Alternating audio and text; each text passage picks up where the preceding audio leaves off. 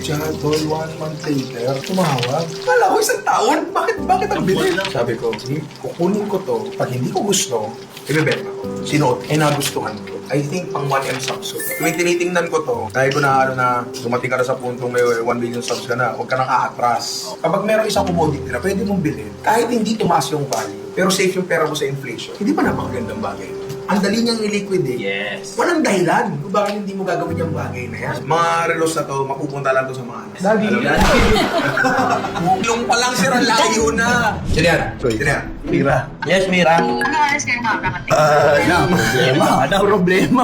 Bago mag-6. Sabi ako mga 6 if ever na. Sige. Pero remember na gusto nila na ikaw na, okay lang din. Sama ko si Ninong Ray. Sige, kumakain kayo, no? Oo. Makain. Bye-bye. Thank you. Sige, bye-bye. Thank you. Kapatid ni paring Hives. Ano to? Saan galing to? Puro paborito ko yun ah. Di ba tinanong kita 2 to 3 dishes na favorite mo? Yan yung... Puta, mukhang itlugan pa to ha. Oh, itlugan. Itlugan to? Ano yung ibig sabihin nun? Hindi mo alam yung itlugan? Pagka ka na itlog, alam ko. Kasi itlugan eh. Galing mo. Nabusog ako. Nagamit mo yung ano sa Star Magic, yung tinuro. Star Magic ka? Oo.